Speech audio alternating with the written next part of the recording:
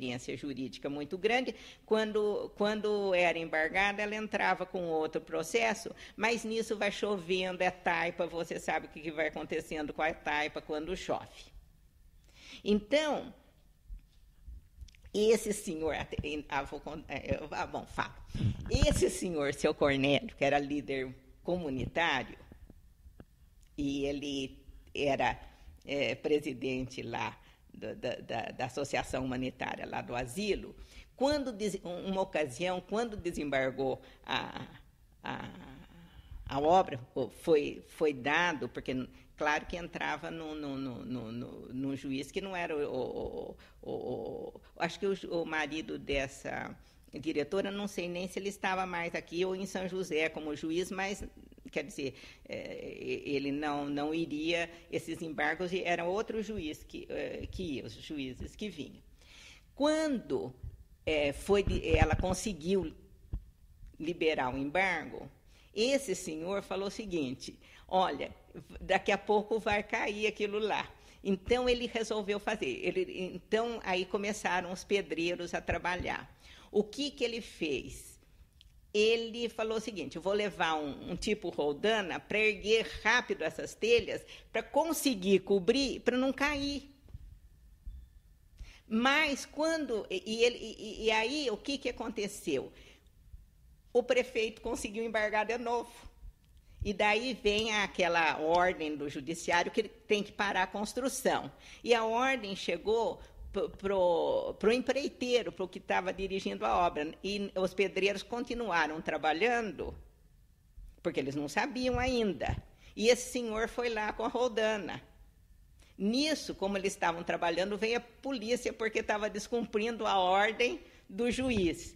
E daí ele ia levar preso quem estava trabalhando. Ele falou: mas eu também estou aqui, eu trouxe uma roldana. Aí a polícia não queria prender esse senhor, porque ele era muito respeitado, inclusive pelos próprios policiais. Ele falou: não, mas não é justo. Se eles forem, porque eles eram pessoas mais simples, eu tenho que ir junto. Enfim, ele foi junto até a delegacia. Daí prendeu pedreiro e prendeu o seu Cornélio. Daí, porque esses lances, por isso que você diz, muita gente fica quieto, não sabe de alguns detalhes, e talvez algumas pessoas poderiam ter também cerrado fileiras, mas a situação também não era propícia na época. Daí, quando chegou lá, que foi explicado que os pedreiros não sabiam, que eles não tinham ainda, o empreiteiro não tinha aparecido por lá, que era de manhã cedo, daí liberou todo mundo. Mas daí, o que aconteceu?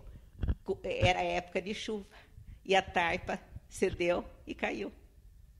Então, o prédio caiu assim. Então, eu vejo, às vezes, o pessoal escrever no Antônio Afonso algumas coisas que não correspondem muito bem à verdade. Se fosse encontrada ela deve estar residindo em São José. A Belmira, ela poderia, vamos dizer, detalhar melhor essas coisas. E daí, quer dizer, ele responsabilizou pela deterioração do prédio, a direção da escola, evidentemente. E daí surgiram todos os procedimentos, e daí algumas testemunhas foram testemunhar na delegacia. As poucas testemunhas que se dispuseram aí foram à delegacia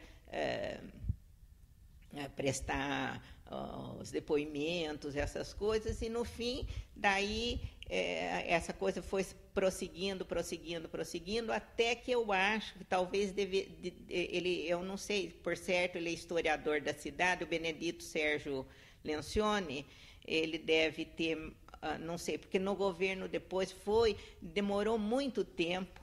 O prédio funcionou, acho que nas instalações a escola acabou funcionando, instalações, acho que emprestadas não sei se foi SESI, por uma instituição da cidade, eu não lembro bem. A senhora chegou a ver?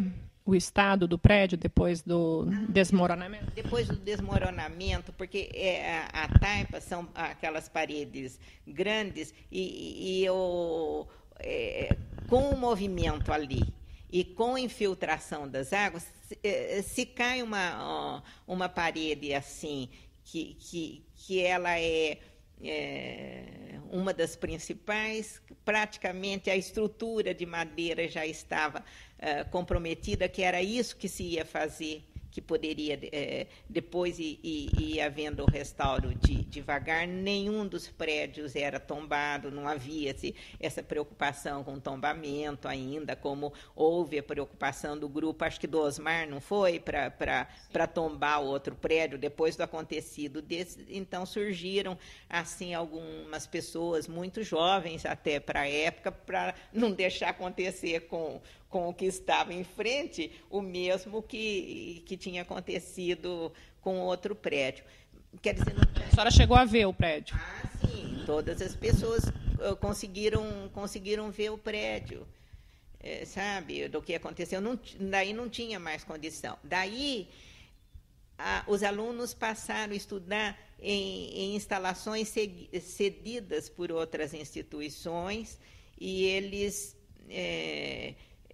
assim, em locais diferentes. Eu acho que uma que auxiliou foi o SESI, porque existiam muitos alunos dos cursos noturnos que eram da indústria, e o SESI, o Serviço Social da Indústria. Então, teve que fazer. Daí não dava.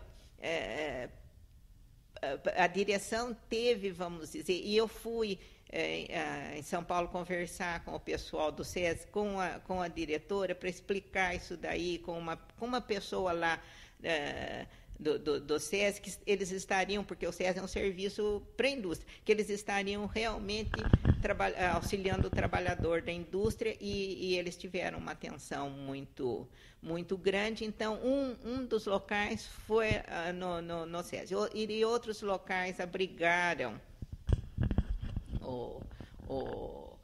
os alunos, até, vamos dizer assim, que foi conseguida a prefeitura, ela